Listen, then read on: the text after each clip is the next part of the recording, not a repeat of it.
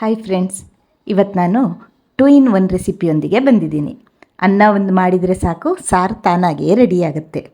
ಇಲ್ಲಿ ನೋಡಿ, ನಾನು 3/4 ಲೋಟದಷ್ಟು ಕೆಂಪಕ್ಕಿನ ತಗೊಂಡಿದ್ದೀನಿ. ಮಲೆನಾಡು ಅಕ್ಕಿ ಅಂತ ನಾವೇನು ಹೇಳ್ತೀವಿ ಅದನ್ನು ತಗೊಂಡಿದ್ದೀನಿ.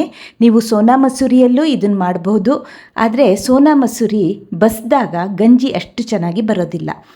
ಮಲೆನಾಡು ಅಕ್ಕಿ ಅನ್ನನೂ ರುಚಿ, ತಿಳಿನೂ ಅಷ್ಟೇ ರುಚಿಯಾಗಿರುತ್ತೆ. ಇವತ್ತು ನಾನು ಅನ್ನ ಮಾಡಿ ಬಸ್ದ ತಿಳಿಯಿಂದ ಅಥವಾ ಗಂಜಿಯಿಂದ ರುಚಿಯಾದ ಒಂದು ಸಾರನ್ನು ಮಾಡ್ತಾಯಿದ್ದೀನಿ. ಇದನ್ನು ನಮ್ಮ ಕಡೆ ಉಕ್ತಿಳಿ ಅಂತ ಕರೀತಾರೆ.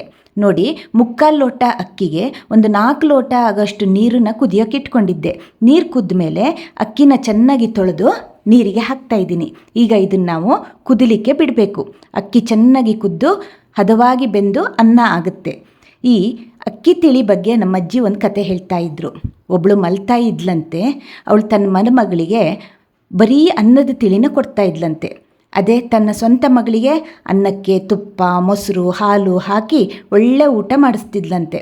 ಬರ್ತಾ ಬರ್ತಾ ಮಗಳು ದಷ್ಟಪುಷ್ಟವಾಗಿ ಆರೋಗ್ಯಕರವಾಗಿ ಬೆಳ್ಕೊಂಡ್ಲಂತೆ. ಅದೇ ಮಲ್ತಾಯಿಯ ಮಗಳು ತುಂಬ ಅನಾರೋಗ್ಯದಿಂದ ಬಳಲ್ತಾ ಇದ್ಲಂತೆ, ತೀರಾ ಸಣ್ಣಗಿದ್ಲಂತೆ. ಕಾರಣ ಏನು ಹೇಳಿ?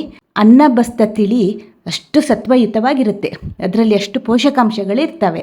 ಅದೇ ಅನ್ನ ತಿಳಿ ತೆಗೆದ ಮೇಲೆ ಅನ್ನದಲ್ಲಿ ಏನೂ ಉಳಿದಿರೋದಿಲ್ಲ. ನೋಡಿ, ಅಜ್ಜಿ ಹೇಳ್ತಿದ್ದ ಕತೆ ವೈಜ್ಞಾನಿಕವಾಗಿಯೂ ಸತ್ಯವಾಗಿದೆ. ಈಗ ನೋಡಿ, ಅನ್ನ ತಯಾರಾಗ್ತಾ ಇದೆ.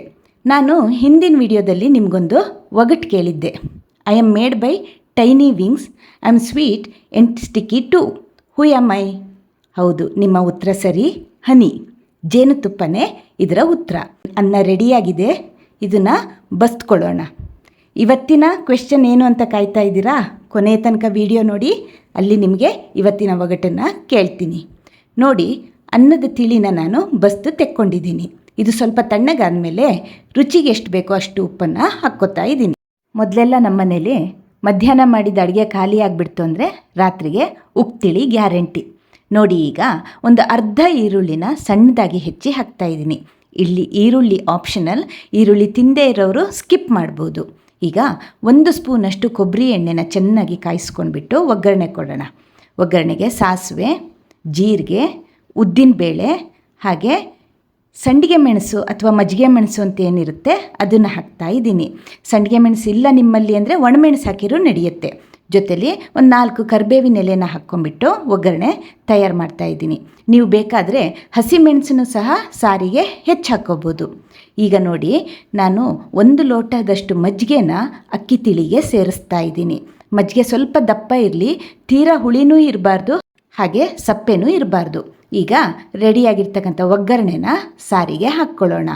ಇದಂತೂ ತುಂಬ ರುಚಿಯಾಗುತ್ತೆ, ಅನ್ನ ಕಲಸಿ ತಿನ್ನಲಿಕ್ಕೂ ರುಚಿಯಾಗುತ್ತೆ. ಕೆಲವರು ಇದನ್ನು ಹಾಗೆ ಕುಡಿತಾರೆ ಸಹ. ಒಳ್ಳೆ ರೈಸ್ ಸೂಪ್ ನೋಡಿ ಇದು. ಕೊನೆಯದಾಗಿ ಸಣ್ಣದಾಗಿ ಹೆಚ್ಚಿರ ಕೊತ್ತಂಬರಿ ಸೊಪ್ಪು ಹಾಕಿದರೆ ರುಚಿಯಾದ ಉಕ್ಕು ತಿಳಿ ರೆಡಿಯಾಯಿತು.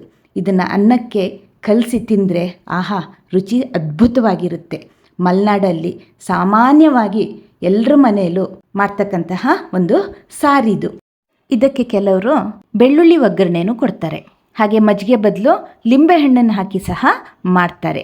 ಒಟ್ಟಾರೆ ಸರಳವಾಗಿ ಬೇಗನೆ ದಿಢೀರಂತ ತಯಾರಾಗ್ತಕ್ಕಂತಹ ರುಚಿಕರವಾದ ಆರೋಗ್ಯಕರವಾದ ಸಾರಿದು. ಒಮ್ಮೆ ಟ್ರೈ ಮಾಡಿ, ನಿಮ್ಮ ಅಭಿಪ್ರಾಯನ ಕಾಮೆಂಟ್ ಬಾಕ್ಸಲ್ಲಿ ತಿಳಿಸಿ.